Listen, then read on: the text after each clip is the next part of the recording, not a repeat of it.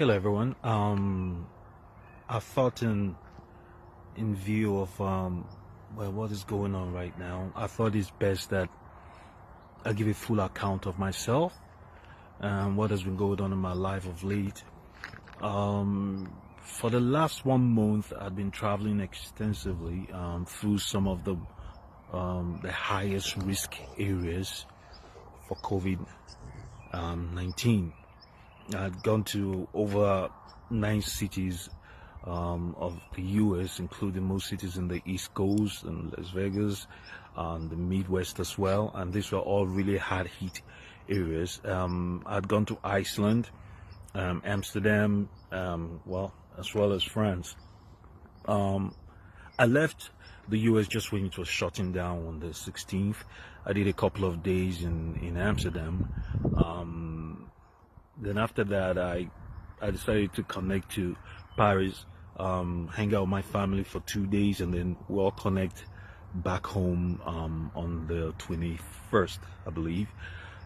Sadly, all international outbound flights from France were not allowed out in as well, and inbound flights at home was not allowed in, and after that the airport was shut down altogether. So I positioned to remain here.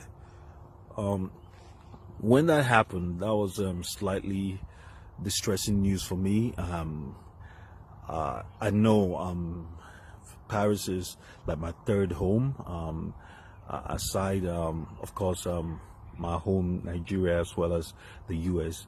But I didn't want to stay here because there were so many variables that were being dealt with at that point regarding COVID-19. I didn't want to be caught outside Nigeria dealing with all that.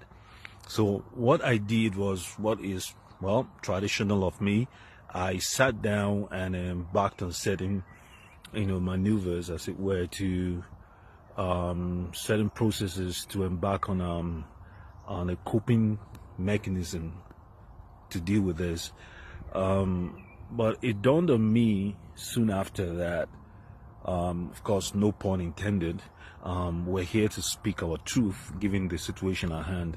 I thought it was best that I'm in a country where, given the worst case scenario, if things go west, I beg your pardon, given the worst case scenario, if things go south, I prefer to be somewhere in the west where at least whatever health concerns I would have, I know I'll be in the best hands. So I stayed back and did the responsible thing of me and quarantined. I did a self-quarantine for 14 days. As at yesterday, or day before yesterday rather, I was given a clean bill of health and my family were allowed to come and see me. But other than that, I did the proper things, stayed indoors, went through the process, went through the motion, and then came out at the end of the tunnel, with a clean bill of health. So I decided today, for friends and family and associates that are wondering where I've been for the last couple of weeks, I'm fine, I'm doing well, everything is on point. My family is doing okay as well. But you see, within the 2 weeks I stayed indoors, it got me thinking of what is really going on.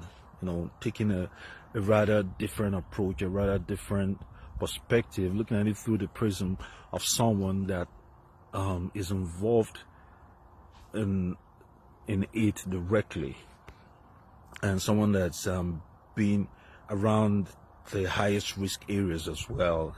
And it gave me a lot of grave concerns.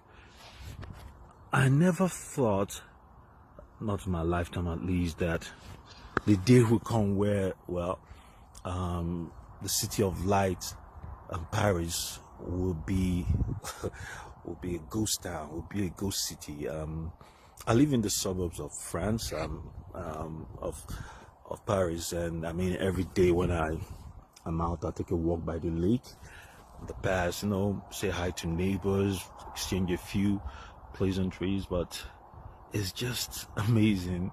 It's just a thing of wonder that even that I haven't. Whenever I come out to take my walk, I don't run into anybody. It brings home more than anything else what is really going on. So in 2 weeks I've thought about it. What is going on really? I've heard it being said around certain quarters that this is not a black man's disease. I'm ashamed to say it. I've been part of that conversation. I've even said it myself many times over that this was not meant for people of our race. It's such an irresponsible thing to say, such an ignorant thing to say, and I would like to apologize for it profusely, because I don't know where it sprouts from. Truthfully, I don't know. This virus doesn't choose sides. This is happening on a global scale that we might witness once in a lifetime, and it bears no consequence who you are. The so-called 1% that they say is exempted from this, it's such a misnomer, it's a fallacy, because I mean, the church that the so-called 1% does not do for themselves is undertaken by people from the middle class and the poor backgrounds as well. Your nannies, your chauffeurs, your the drivers and everything. It is what it is. There's no exemption here. Whether you play partisan politics, or you're liberal, or you're an independent, or I mean, it doesn't matter where you stand in life. It bears no consequence. Your creed, religion, class, status, race, or gender. It really doesn't count anymore. It doesn't matter if you have $1 million in your account, or you have 50 naira in your account. It still doesn't hold any water at present. The people that have passed as a result of this devastation is not, you're not any better than them. Yes, we mourn them, memories. The question now remains, why is this going on? And everybody has come on social media and has done literally overnight to a philosopher. I hate to sound cliche, and I hate to do what everybody's doing.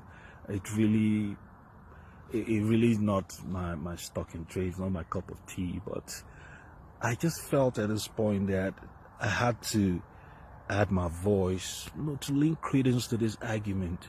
Truthfully, when I picture this scenario before us, I look at it like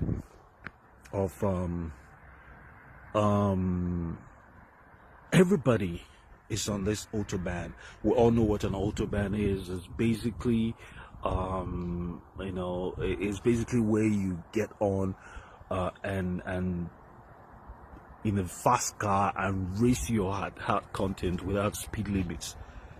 That's what I think everybody's doing. Everybody is on a fast-paced pursuit of some sort for something, whether it's relationships, our career, our personal goals. Everybody is on a race for something, a high-speed pursuit of something, irrespective, not taking into cognizance who is beside or behind us, the driver in front of us.